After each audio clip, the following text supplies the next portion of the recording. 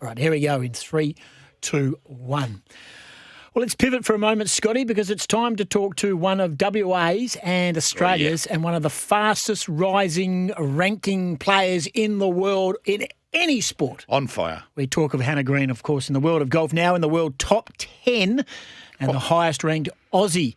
Hannah, appreciate your time on the back of some great form. Congratulations on the win in LA and well done on being in the top 10. Thank you. Yeah, it's kind of been a crazy few days. Obviously, the win on Sunday, I knew my ranking would go up, but I didn't think I would get into the top 10. So it's been amazing news. Yeah, 18-8, and you even go past another West Aussie in Minjee Lee. Now, where does this place you for Paris and the Olympics? And have you got one eye on that and the other on your bank account? Yes, definitely on the Olympics. As soon as I made the team to go to Tokyo in 2020, I wanted to make sure that I would be in the team for Paris. So now that I've had a couple of wins this season, I've obviously put myself in good stead. We still have a while yet till the final pairings are actually announced. But, if I keep continuing to play the way I am, it should be me in that team. How big is the Olympics for you, Hannah? First of all, congratulations too, because you've been just absolutely elite this year especially. There's a couple of wins already. But how big is the Olympics for you?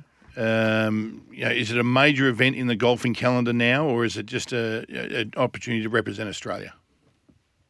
No, I think it does count as our sixth major. For women, we already have 5. I hold it that high, and you only get to win one gold medal. That's even more rare than a major championship. So I think people should treat it like that. I definitely was thinking about it. Yeah, like I said, as soon as I left Tokyo, pretty much, I just wanted to make sure I was in the team. But, there's so many good Aussies. You can't really put your foot off the gas. You've got to just keep playing your own game and worry about the rankings when that cutoff date finishes. Aside of Nelly Korda, who's been dominant on the LPGA Tour, you're the only other one to go with a couple of wins now, which is quite remarkable. And it's fair to say, I think, in LA, you won the official biggest trophy ever presented to anyone I've seen presented. Wow, it is a big trophy. Where do you put that? That's a great question. Actually, Jared and I just recently bought a new place, and we were kind of collecting all of our old trophies from when we were young. And, obviously I've got a couple of big ones already there. So I have no idea where that would go on the mantelpiece, but it apparently weighs 55 pounds. Not that I know what that is in kilos, but that's pretty big. So I think it might have to go front and center. About 22 kilos, isn't it? Yeah. It's a big trophy. It is a very, very big trophy. You build a room around that. Yeah, certainly. How has married life, married earlier in the year to Jared, of course, a name that we know on the golfing tour as well, has it changed anything? Has it changed your headspace, his headspace, life in general? What's changed? You've been together for a long time, but now you're both married. Yeah, I don't think things have changed. A lot of people ask me if he's coming to follow me, if I'm going to follow him, and we're still both playing professional golf and trying to be the best players that we can be.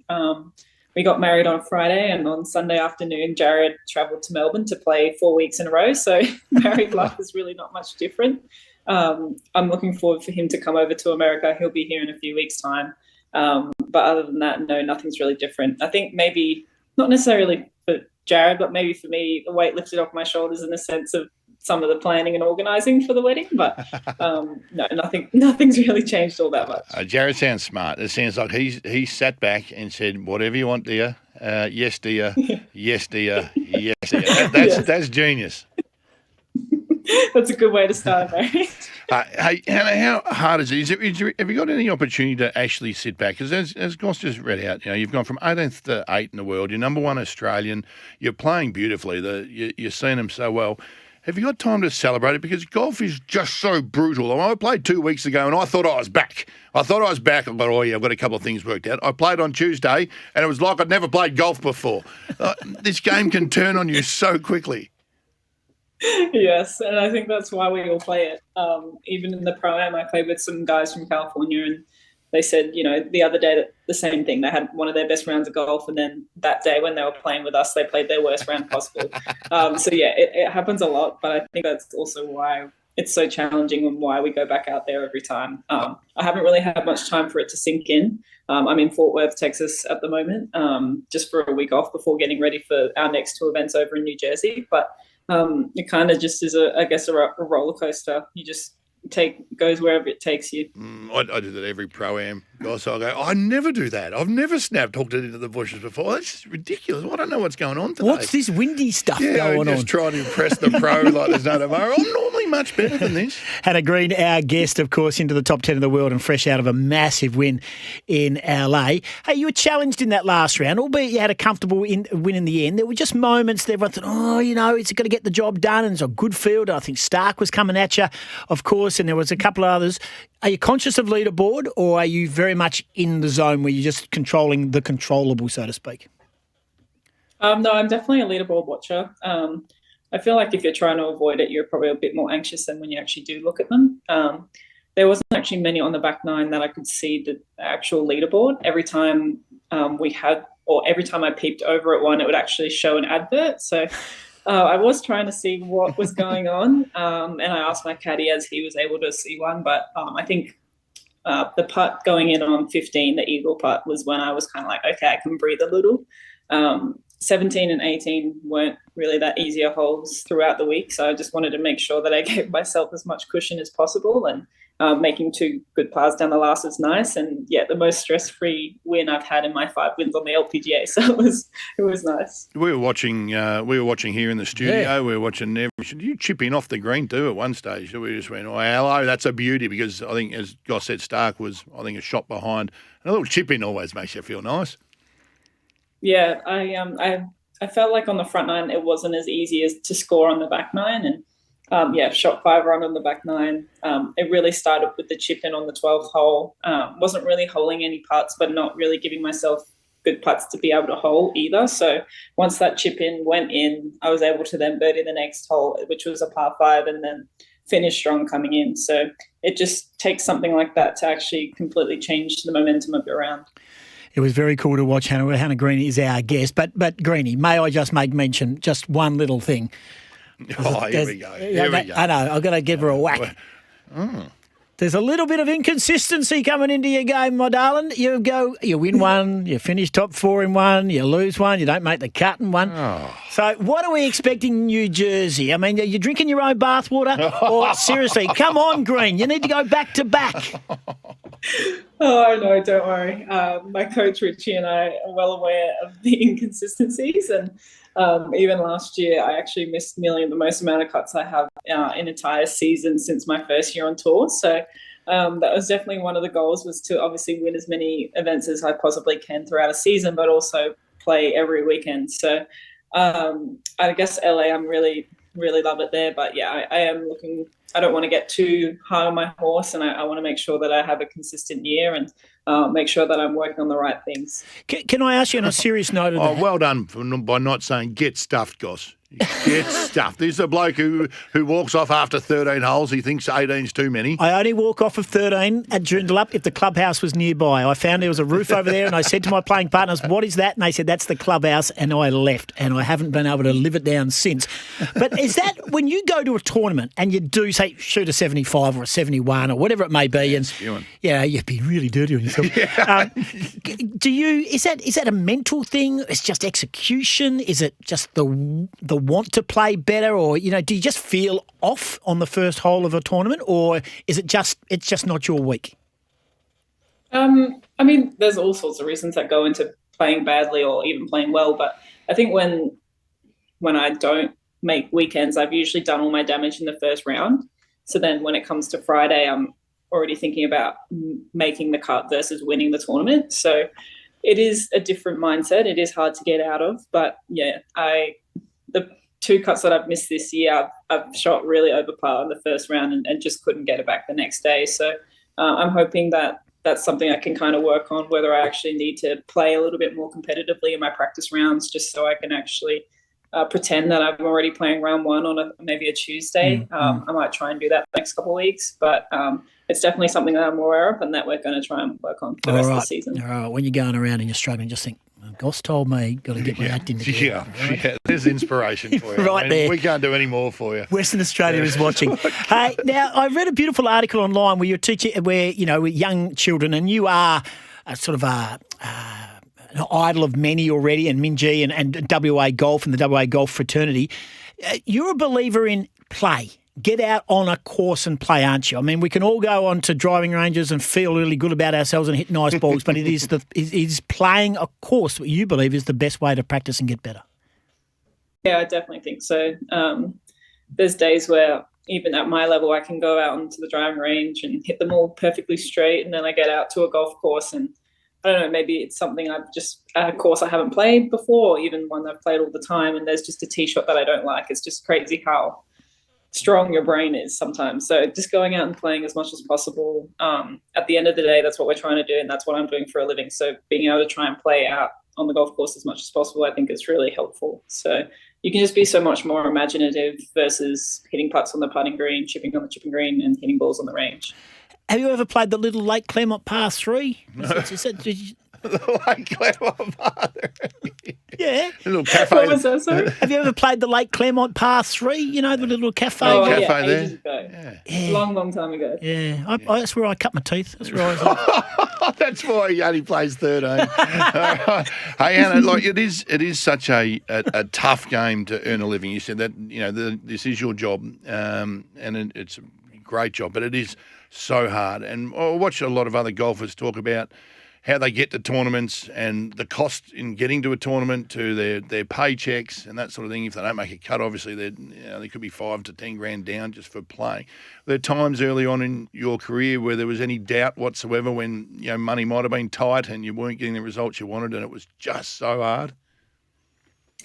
I guess I've been very fortunate that I have had a nice steady career. I haven't really had too many down moments, but I think the hardest thing was going from an amateur to a professional and having all of a sudden, some of my tournaments paid for by amateur associations to then having it all come out of my own pocket. And I guess I'm really grateful to Golf Australia for actually having the rookie squad program, because once I got to America and played on the Epsom Tour, it was $500 to enter the tournament. And if you made the cut and came dead last, you were making like $400. Sure. So yeah, the Epsom Tour is the most expensive tour that I played on in the sense of the money, how much you could actually possibly make. But, the purses on the LPGA are getting up, and, lots of tournaments are actually trying to raise the bar and try and beat one another in a sense. So I have had instances where I haven't played as well and I have had to think about things like that. But I find it funny that a lot of people can look on the internet and see how much money I make. Yeah. But they just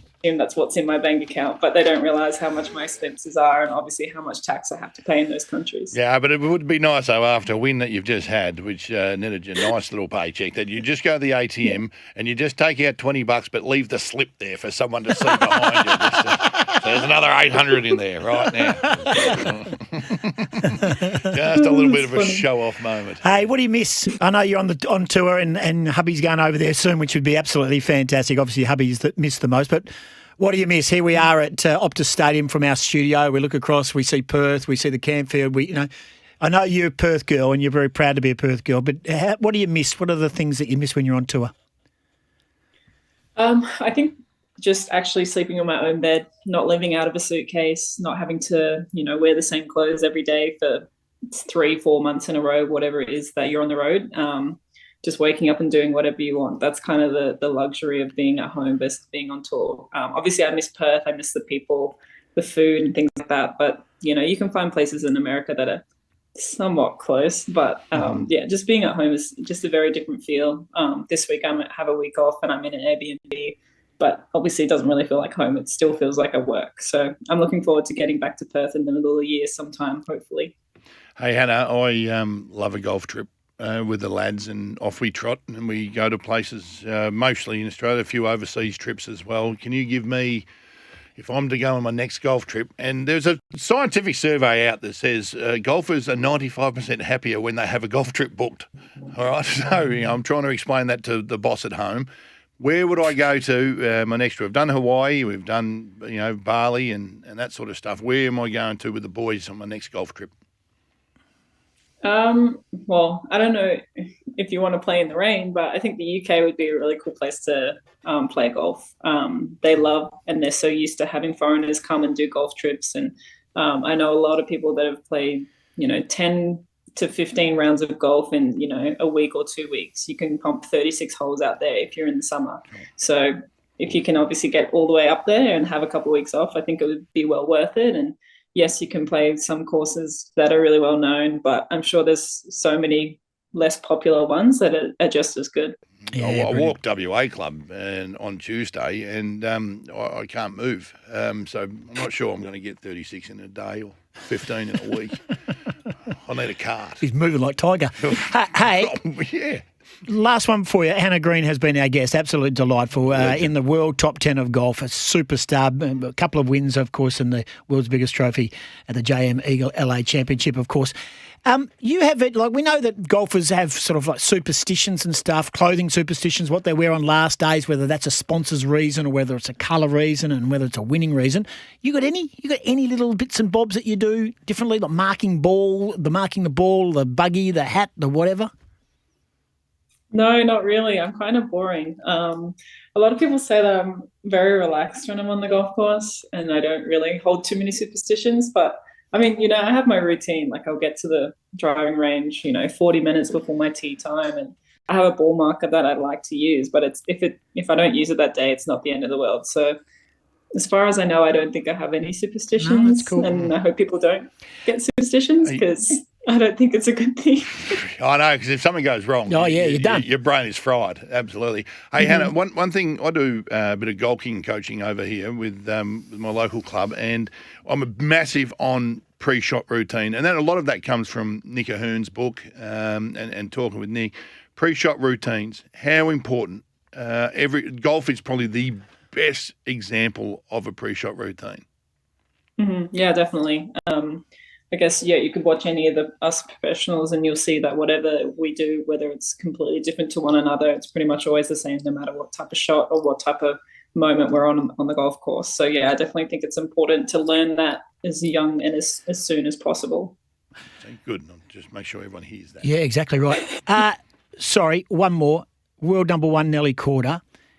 I watch a lot of her. She's what I would describe as zone player. She gives nothing away. She walks at the same speed when she gets it. She doesn't rush, and nothing gets rushed. She walks from tee to green the same pace. She doesn't look like she gives off. Is she a nice person, Hannah? She is a nice person. I actually got to play with her when she won her, I guess, number 2 out of the 5 at Palos Verdes, and I said it before and I'll say it again. I actually think she didn't even play that well. She plays well, obviously, but she didn't have her A game and she still came out and won. So, she just makes golf look very boring and very easy when it's not. So she's on some kind of a roll, and it's amazing to see. And I'm sure she's probably a little bit nervous for the next event because if she doesn't win, she might feel a bit deflated. But it's amazing to be, alongside her and having multiple wins in a season. There might be something in that, Goss, because the world number one men's is as boring as they get too. And the world number one women's is as boring as they get. Might be something in that. Or maybe I've got to stop drinking on the course and having fun. I tell you what, Nelly Korda hits the ball that far and she's as skinny as a stick. I don't know. It's just all about time. She's a freak of nature and she's absolutely dominating. Hey, well done. Congratulations on the win. Yep. You're a hard girl to track down, but you've been in high demand.